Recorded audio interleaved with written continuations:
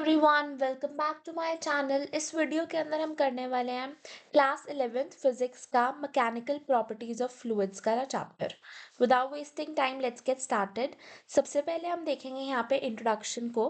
Introduction के अंदर सबसे पहला पॉइंट है कि फ्लूइड्स होते क्या है। कोई भी चीज जो कि फ्लो कर सकती है वो फ्लूइड्स के अंदर आती है। इसके अंदर बेसिकली लिक्विड्स और गैस की बात होती है, बट लिक्विड्स के बारे में हम ज्यादा बात करते हैं। एक आइडियल लिक्विड क्या होता है? आइडियल लिक्विड, हर एक लिक्विड जो ये दो प्रॉपर्टीज को फॉलो करे। पहली है इनकम्प्रेसिबल, दूसरा है नॉन विस्कस। इनकम्प्रेसिबल की अगर मैं बात करूं, इनकम्प्रेसिबल होता है कि उसको हम फर्दर कंप्रेस नहीं कर सकते हैं, यानी कि उसकी वॉल्यूम और उसका डेंसिटी दोनों की दोनों फिक्स रहेगी। जब कंप्रेस ही नहीं कर सकते तो वॉल्यूम भी चेंज नहीं होगा और डेंसिटी भी चेंज नहीं होगी। फिर बात करते हैं नॉन विस्कस। विस्कोसिटी क्या होता है एक्चुअली में? विस्कोसिटी एक ऐसी प्रॉपर्टी है जिसके अंदर क्या होता है, कोई भी रेजिस्टिव फोर्स नहीं लगती है between different parts of liquid in relative motion. For example, कोई भी लिक्विड है, उसके डिफरेंट डिफरेंट पार्ट्स जब मोशन में है, रिलेटिव मोशन में है, तब उनके बीच में कोई भी रेजिस्टिव फोर्स अगर नहीं लगेगी तो हम उसे बोलेंगे नॉन विस्कस। एक लिक्विड अपने ऊपर टेंजेंशियल फोर्स को बियर नहीं कर सकता पर परपेंडिकुलर को कर सकता है। इसी वजह से वो हर एक कंटेनर का शेप ले लेता है जिसके अंदर वो जाता है। ये हम सबको पता है कि हम पानी को जिस भी कंटेनर में डालते हैं वो उसका ही शेप ले लेता है। पर ऐसा क्यों होता है? I'll explain it to you on another page. For example, let's say कि ये वो लिक्विड है। मैं कहती हूँ कि अगर मैं ऐसी कोई फोर्स लगाती हूँ इस लिक्विड पे तो वो ऐसी फोर्स को बियर नहीं करता, पर अगर मैं कोई ऐसी फोर्स लगाती हूँ तो वो बियर कर लेगा। ये टेंजेंशियल फोर्स है। टेंजेंट हम सबको पता है, सर्कल पे टेंजेंट ये होता है। और परपेंडिकुलर फोर्स जब लगेगी सरफेस के ऊपर तब उसको वो बियर कर लेगा। इसी प्रॉपर्टी की वजह से उसके पास वो उसी कंटेनर की शेप ले लेता है जिसमें वो होता है। नेक्स्ट है हमारे पास डेंसिटी। क्या होता है? डेंसिटी को हम रो से सिंबलाइज करते हैं और हम इसे हिंदी में गाढ़ापन कहते हैं। कोई भी लिक्विड कितना ज़्यादा थिक है, कितना ज़्यादा गाढ़ा है, वो डेंसिटी बताती है। डेंसिटी को हम रो या फिर इस पी वाले सिंबल से भी सिंबलाइज कर सकते हैं। डेंसिटी होता है मास बाय वॉल्यूम। इसका एसआई यूनिट होता है केजी पर मीटर क्यूब और सीजीएस यूनिट होता है ग्राम पर सेंटीमीटर क्यूब। अगर हम बात करें वाटर की डेंसिटी कितनी होती है एट 4 डिग्री सेल्सियस, 1000 kg/मीटर क्यूब होती है, विच इज 1 ग्राम पर सीसी। ग्राम पर सेंटीमीटर क्यूब को ग्राम पर सीसी भी सिंबलाइज करते हैं। यहाँ पे हम 4 डिग्री सेल्सियस की ही क्यों बात करते हैं, क्योंकि ऐसा कहा जाता है कि वाटर जो होता है सबसे ज़्यादा हाईली डेंस होता है एट 4 डिग्री सेल्सियस। तो हम यहाँ पे इसको 4 डिग्री सेल्सियस पे 1000 kg/मीटर क्यूब लेते हैं। अगर हम इसकी बात करें डायमेंशंस की, पी डेंसिटी को ही सिंबलाइज कर रहा है, ml-3 आ जाएगा, विच इज वेरी ऑब्वियस। कोई भी दो बॉडीज जिनका मास सेम हो, अगर मास सेम होगा, मास क्या होगा? बेसिकली डेंसिटी इंटू वॉल्यूम होएगा। अगर मास कांस्टेंट हो जाएगा तो डेंसिटी इंटू वॉल्यूम जो हो जाएंगे उनके इक्वल हो जाएंगे। d2v2 p1v1 is equal to p2v2। अब ऑब्वियस सी बात है, अगर p1 p2 से ज्यादा तो v1 v2 से कम होगा। नेक्स्ट आता है हमारे पास स्पेसिफिक ग्रेविटी, जिसको हम रिलेटिव डेंसिटी या आरडी से सिंबलाइज करते हैं। स्पेसिफिक ग्रेविटी या रिलेटिव डेंसिटी क्या होता है? वाटर के रिस्पेक्ट में कोई चीज कितनी ज्यादा थिक है वो रिलेटिव डेंसिटी होता है। डेंसिटी ऑफ कोई भी बॉडी या liquid divided by density of water at 4 degree Celsius, which is 1000 kg/मीटर क्यूब। पानी के रिस्पेक्ट में कोई लिक्विड कितना ज्यादा गाढ़ा है या फिर थिक है। नेक्स्ट आता है हमारे पास डेंसिटी ऑफ मिक्सचर। अगर मुझे एक मिक्सचर की डेंसिटी बतानी है तो यहाँ पे ये वाला फॉर्मूला हम यूज करते हैं। कोई भी मिक्सचर की डेंसिटी क्या होएगी, सारे जितना भी मास है, मान लो लेट्स से मैंने दो लिक्विड्स को मिक्स किया तो दोनों लिक्विड्स का रिस्पेक्टिव मास, दोनों की वॉल्यूम, इसको डिवाइड कर दो ऐड करके सिंपली। बट मान लो हमें मास और वॉल्यूम नहीं दिया, मुझे दिया हुआ है कि पहले की डेंसिटी रो 1 है, दूसरे की डेंसिटी रो 2 है। पहले की डेंसिटी, पहले का वॉल्यूम v1 और दूसरे की वॉल्यूम v2। उस केस में हम ये वाला फॉर्मूला लगा सकते हैं, बिल्कुल सेम ही। हमें पता है मास जो होता है वो डेंसिटी इंटू वॉल्यूम होता है, तो हमने डेंसिटी इंटू वॉल्यूम लिख दिया, बाकी का सब कुछ सेम है। फिर मान लो हमें वॉल्यूम नहीं दी है, मास और डेंसिटी दी है, तो हम वॉल्यूम को मास बाय डेंसिटी करके भी लिख सकते हैं। ये तो हो गया नॉर्मली। बट अगर हमारे पास आ जाता है, अगर लिक्विड की वॉल्यूम्स जो हैं वो इक्वल है। लेट्स से मैं कहती हूँ कि मुझे मिक्सचर की डेंसिटी बताओ, अगर मेरा V1 और V2 जो है वो इक्वल है, उस केस में मेरी मिक्सचर की डेंसिटी होएगी, जैसे मान लो एवरेज डेंसिटी हम ले सकते हैं। अब आप खुद सोचो कि दो लिक्विड्स मैंने इक्वल वॉल्यूम के अंदर लिए हैं, तो दोनों की एवरेज मुझे डेंसिटी निकालनी है दोनों को मिक्स करने के बाद। तो इसकी डेंसिटी और इसकी डेंसिटी का एवरेज ले लेंगे, सिंपली जितनी भी हमें डेंसिटीज गिवन है उन सबका एवरेज ले लेंगे हम यहाँ पर। बट अगर वॉल्यूम्स जो है वो तो डिफर करती है, पर मास जो है वो सेम है, उस केस में हम क्या करेंगे, उस केस के अंदर डेंसिटी हो जाएगी हमारे पास 2d1d2 bye d1 plus d2। ऊपर आपने डेंसिटीज को मल्टीप्लाई करना है और जितनी डेंसिटीज हैं उस नंबर से भी मल्टीप्लाई करना है, डिवाइड में सारी डेंसिटीज का सम करना है। और कैसे करना है, यहाँ पे हम देखें 3 आ जाए अगर, तो 3d1d2d3 bye d1d2 plus d2d3 plus d1d3।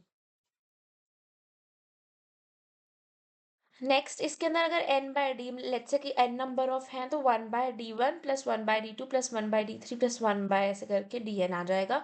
ये वाला इतना इंपॉर्टेंट नहीं है, अगर आप इसे नहीं भी याद रखोगे तो कुछ नहीं होगा, बट फर्स्ट फॉर्मूला और ये वाला फॉर्मूला आपको याद होना चाहिए। नेक्स्ट आता है हमारे पास प्रेशर। क्या होता है, in fluids pressure is due to collision of molecules among themselves and with the wall. अगर मैं बात करूं कि फ्लूइड्स के अंदर प्रेशर किस वजह से आता है, जब मॉलिक्यूल्स आपस के अंदर कोलाइड करते हैं उस वजह से प्रेशर आता है, जब वो आपस में या फिर वॉल के साथ कोलाइड करते हैं। प्रेशर का फॉर्मूला हम सबको पता है, फोर्स अपॉन एरिया होता है, पर for smaller pressure dF by dA। और यहाँ पे परपेंडिकुलर फोर्स लेते हैं क्योंकि वो टेंजेंशियल फोर्स तो बियर ही नहीं करता। प्रेशर एक स्केलर क्वांटिटी है। SI यूनिट इसका हो जाएगा newton per metre square which is pascal. Force due to pressure is always perpendicular to the surface, tangential नहीं होती है, ये मैंने पहले भी देख लिया point. DF is equal to PdA, यहाँ पे ये क्या लिखा है, अगर हम सिंपली इसको उधर ले जाएंगे तो सिंपली वाला फॉर्मूला हमें मिल जाएगा। फिर आते हैं हमारे पास केस 1 है, जब प्रेशर जो है वो यूनिफॉर्म लग रहा है। अगर प्रेशर हमारे पास यूनिफॉर्म लग रहा है तो टोटल फोर्स कितना लगेगा, फोर्स नेट फोर्स कितनी हो जाएगी, P A effective, effective area इसके अंदर हमें लेना होगा। अगर प्रेशर हमारा नॉन यूनिफॉर्म होता है तो हम एवरेज प्रेशर लेते हैं। How to calculate average pressure, pressure जब लीनियरली वेरी करता है उस केस में हम इनिशियल प्रेशर फाइनल प्रेशर की एवरेज ले लेंगे।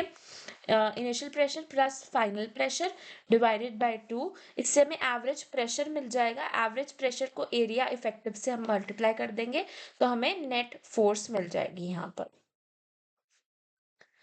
नेक्स्ट आता है हमारे पास variation of pressure in static liquid. अगर मैं बात करूं वर्टिकल डायरेक्शन में रुके हुए लिक्विड में कितना ज़्यादा वेरिएशन होता है, हम सबको पता है ऊपर वाले पॉइंट पे जितना हम डीपली जाते हैं उतना ज़्यादा हमारा प्रेशर जो है वो इंक्रीज हो जाता है, यानी इस पॉइंट पे ज़्यादा प्रेशर होगा, इस पे कम होगा। बाहर लेट्स से प्रेशर हमारा P0 लग रहा है, तो इसी को देख लेते हैं, ये एक पॉइंट है P1, ये P2 है और ये रो डेंसिटी है इस लिक्विड की। यहाँ पे P1 पे P1A लग रहा होगा एक फोर्स, यहाँ पे लग रही होगा P2A, एक mg लग रही होगी नीचे की डायरेक्शन के अंदर ऑब्वियसली, और h इसकी हाइट हो गई।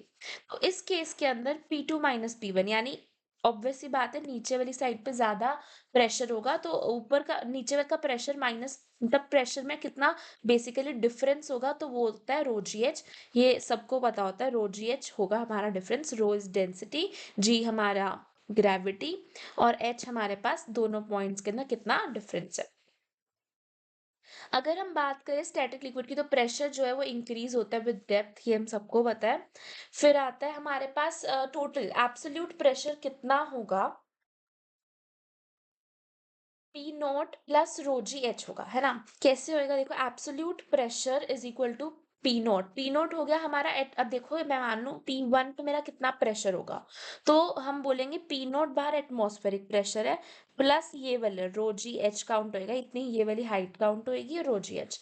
ये जो रो जी एच है ये गोज प्रेशर होता है, प्रेशर जो डेप्थ की वजह से आता है। पी नोट एटमॉस्फेरिक प्रेशर है जिसको हम 1 atm या फिर 10⁵ पास्कल लेते हैं, और यहाँ पे P जो है वो एब्सोल्यूट प्रेशर है। केस 2 है हमारे पास इन हॉरिजॉन्टल डायरेक्शन। केस 1 में था हमारे पास वर्टिकल डायरेक्शन में, हॉरिजॉन्टल डायरेक्शन में कैसे वेरी करता है।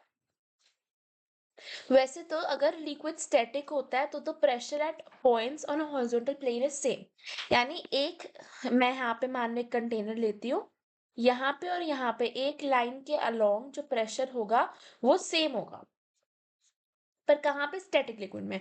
पर अगर हमारा लिक्विड स्टैटिक नहीं है तो कैसे वेरी करेगा, ये हम यहाँ पर देख लेते हैं। ओके, एक्सेलरेशन के अंदर कैसे वेरी करते हैं वो नेक्स्ट स्लाइड के अंदर है। यहाँ पे बस इतना ही लिखा है कि स्टैटिक लिक्विड के अंदर प्रेशर जो होगा सारे पॉइंट्स पे सेम होगा। P1 is equal to P2, यानी यहाँ पे और यहाँ पे प्रेशर जो होगा सेम होगा, चाहे कितनी भी बीच में लेंथ हो। यहाँ पे अगर हम इसका भी डायग्राम देखें तो वो कुछ इस तरीके से, यहाँ पे P1A लग रहा होगा, यहाँ पे P2A लग रहा होगा, नीचे mg लग रहा होगा, और हर डायरेक्शन में यहाँ पे भी परपेंडिकुलर इनफाइनाइट फोर्सेस लग रहे होंगे। नेक्स्ट है हमारे पास variation of pressure in accelerating liquid. अगर हमारा लिक्विड एक्सलरेट कर रहा है तो वर्टिकल एक्सलरेशन के, मतलब ऐसे मान लो लेट्स से वर्टिकली एक्सलरेट कर रहा है, ऊपर या नीचे आ रहा है, तो क्या हमारा फर्क पड़ता है हमारी प्रेशर डिफरेंस पे। लेट्स से कि इस केस के अंदर ऊपर एक्सलरेशन हो रही है, तो हम देखते हैं कि P1 है यहीं पर लग रहा होगा सेम, P2 है यहाँ पे लग रहा होगा, mg नीचे लग रहा होगा, बट एक्सलरेशन क्योंकि ऊपर है तो हम सब बोलेंगे कि P2A minus P1A minus mg is equal to ma। ये वाली equation F is equal to ma को यूज करके हम ये कह सकते हैं कि P2A हमेशा ज्यादा होगा, तभी ऊपर एक्सलरेशन जा रही है। P2A माइनस ये ma के बराबर होएगा। अब इस केस के अंदर हमें क्या याद रखना है, वर्टिकल एक्सलरेशन जब हो रही होती है तो हमारा g इफेक्टिव डिफरेंट होता है। हमारा रो जी एच का फॉर्मूला लगता है, पर इसमें रो डेंसिटी h हाइट पर g, यहाँ पे g नहीं लगता है, दिस इज g इफेक्टिव लगता है यहाँ पर। अगर हमारी एक्सलरेशन ऊपर हो रही है उस केस में तो हमारी जी इफेक्टिव हो जाएगी जी प्लस से।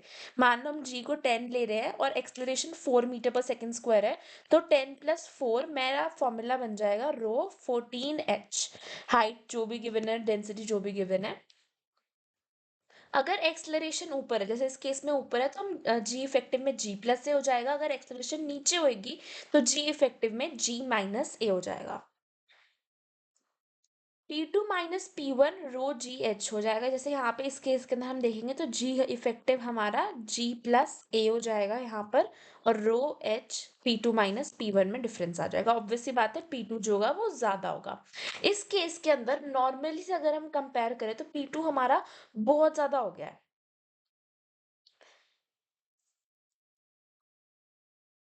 नेक्स्ट यहाँ पे हमें एक नोट दिया हुआ है। नोट के अंदर देखो क्या लिखा है, in free fall acceleration is equal to gravity. जब हम फ्री फॉल के अंदर लेट्स से हमारा लिक्विड जा रहा है, उस केस पे हमारी एक्सलरेशन ही तो जी हो जाएगी, यानी कि जी और ए, एक्सलरेशन हमारी जी हो जाएगी और एक्सलरेशन ऑब्वियसली नीचे लग रही होगी उस टाइम पर, क्योंकि ग्रेविटी नीचे लग रही होती है। तो उस केस के अंदर हमारे पास डेल्टा पी आ जाएगा 0। ये बात हम भी समझ सकते हैं क्योंकि जी माइनस से लगेगा, जी माइनस जी हो जाएगा, यहाँ पे 0 आ जाएगा, तो हमारा प्रेशर डिफरेंस ही 0 हो जाएगा। तो हम ये कह सकते हैं कि this is a very important thing in freely falling liquid. अगर कोई लिक्विड फ्रीली फॉल कर रहा है तो pressure is same at all points. Her points पे उस टाइम पे प्रेशर सेम होगा, चाहे वो कोई भी, क्योंकि हॉरिजॉन्टली तो सेम ही होगा और वर्टिकली भी सेम हो जाएगा। फिर आता है अगर हमारी एक्सलरेशन हॉरिजॉन्टल हो, यानी इस तरीके से मूव कर रहा हो, तो हमारे पास क्या डिफरेंस आएगा। अब इस तरीके से मूव करेगा तो हमारा लिक्विड कुछ इस तरीके का हो जाएगा। As horizontal acceleration does not affect vertical, horizontal acceleration के अंदर vertical कोई variation same ही रहेगा। horizontally accelerate कर रहा है, इससे हमारी vertical variation उतनी रहेगी, which is rho gh। यहाँ पे हम देखते हैं इस डायग्राम को पहले। एक्सलरेशन इस साइड जा रही है, ये मैंने एक पॉइंट लिया जहाँ पे P1A लग रहा है, यहाँ पे P2A लग रहा है, यहाँ पर mg लग रहा है नीचे, और इसके अंदर दोनों में डिफरेंस L है। ऑब्वियसली ये वाला कुछ ज्यादा हाइट पे हो गया होगा विच इज H1, ये वाला कम हाइट पे हुआ होगा विच इज H2। यहाँ पे height H2 this is this one only, H2 ये वाली हाइट है।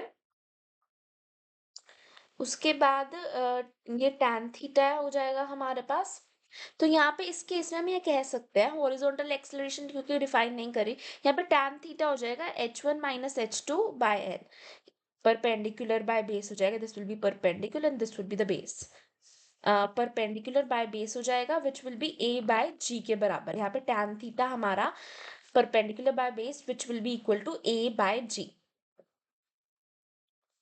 यहाँ पे हम देख रहे हैं कि एक बात और हमें यहाँ पे पता चल रही है यहाँ से देखने पे कि प्रेशर जो होगा वहां पर कम होगा जो एक्सेलरेशन की डायरेक्शन में, यानी इस एलेट पॉइंट पर प्रेशर जो होगा वो कम होगा। पहले तो इस वाले पॉइंट पे इसलिए कम होगा क्योंकि कम डेप्थ पे है, ये ज्यादा डेप्थ पे है, और एक्सेलरेशन इसकी डायरेक्शन में, एक्सेलरेशन वाली डायरेक्शन पे है तो इस वजह से भी यहाँ पे कम होगा। यहाँ पे हम ये भी लिख सकते हैं P1 minus P note. P1 और P नोट के बीच में कितना डिफरेंस होएगा, रो जी H1। P2 और P नोट के बीच में कितना डिफरेंस होएगा, रो जी H2। तो P1 और P2 के बीच में कितना डिफरेंस होगा, इसको सब्सट्रैक्ट करके हमें ये वाली इक्वेशन मिल जाएगी, जिससे हम कह सकते हैं P1 माइनस P2।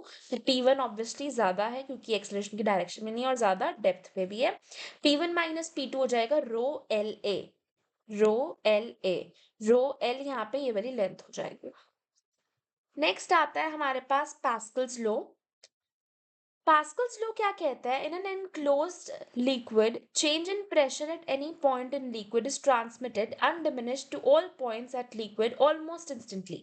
यानी ये कह रहा है कि एक enclosed liquid, अगर liquid मेरा बंद है यहाँ पे, जैसे लेट्स से यहाँ पे liquid है, इसके अंदर अगर मैं किसी भी पॉइंट पे प्रेशर में चेंज होता है तो वो चेंज जो है पूरे लिक्विड के हर एक पॉइंट पे ट्रांसमिट हो जाएगा इंस्टेंटली, हर एक पार्ट पे इंस्टेंटली ट्रांसमिट हो जाएगा। ये जो लो है ये किस चीज का कॉन्सिक्वेंस है, इनकम्प्रेसिबिलिटी ऑफ लिक्विड की जो प्रॉपर्टी थी कि हमारा लिक्विड इनकम्प्रेसिबल है, कंप्रेस नहीं हो सकता, यानी वॉल्यूम और डेंसिटी हमारी फिक्स रहेगी। ये वाली जो प्रॉपर्टी थी इसकी वजह से ये लो आया है पास्कल्स लो। इनकम ये नहीं समझना है कि पास्कल्स लो की वजह से इनकम्प्रेसिबिलिटी, दैट इज कंप्लीटली रॉन्ग। इनकम्प्रेसिबिलिटी की वजह से ये पास्कल्स लो आया है। यानी कि अगर मैं बोलती हूँ कि यहाँ पे ये P2 पॉइंट है, ये P1 पॉइंट है, मैं यहाँ पे P2 के अंदर कोई चेंज कर दिया प्रेशर के अंदर तो P1 में भी उतना ही चेंज हुआ होगा। P2 का जो चेंज है वो P1 के चेंज के बराबर होगा। इसकी applications hydraulic lift, hydraulic press और हाइड्रोलिक ब्रेक हो सकती है। नेक्स्ट आता है हमारे पास प्रेशर मेजरिंग डिवाइसेस। सबसे पहले आता है बैरोमीटर। बैरोमीटर ना रूम के अंदर जो एयर है उसका प्रेशर कितना है ये मेजर करता है। पी नोट हमें पता ही है, पी प्रेशर रो जी एच हो जाएगा, और पी नोट हमें पता ही है वैसे 1 atm होता है। 1 atm इज इक्वल टू हम वैसे अप्रोक्स करके 10⁵ पास्कल लिख देते हैं, बट अगर हम अप्रोप्रिएट देखें 1.01325 into 10⁵ newton per metre square which is pascal. Rho h g की जो डेंसिटी यानी मर्क्यूरी की जो आपकी डेंसिटी है वो 13.6 into 10⁻³ kg पर मीटर क्यूब है। तो हम यहाँ से निकाल सकते हैं कि रो जी एच की फॉर्मूला की मदद से कि एच जो होगा 76 सेंटीमीटर, यानी मर्क्यूरी की हाइट 76 सेंटीमीटर होगी जब 1 atm प्रेशर होगा एटमॉस्फेयर में। यानी जब मैं बैरोमीटर से मापूंगा और 76 सेंटीमीटर मेरी हाइट आ रही है मर्क्यूरी की, तो मैं कह सकती हूँ कि बाहर जो प्रेशर है वो 1 atm है, 1 atmosphere. Therefore 1 atm is equal to 76 centimeters of mercury। Next आता है हमारे पास बैरोमीटर। बैरोमीटर जो होता है ना ये मेजर करता है pressure difference between two points, दो पॉइंट्स के अंदर कितना प्रेशर डिफरेंस है, जैसे कि ये वाला पॉइंट और ये वाले पॉइंट के अंदर कितना ज्यादा प्रेशर डिफरेंस है। P minus P naught is equal to rho g h. P minus जो गोज प्रेशर क्या होता है, pressure due to the depth, ये डेप्थ कितनी पे है उसकी वजह से कितना प्रेशर है। अब यहाँ पे हमें ये बात भी पता चल रही है कि ये वाला जो प्रेशर है ये ज्यादा है, ये वाला प्रेशर कम है क्योंकि ये ऊपर है ये नीचे है, डेप्थ पे है ना, देखो। ठीक है, तो that's it for this video, this was part 1 of this chapter. I will upload the rest of the parts. Thank you so much for watching. Goodbye.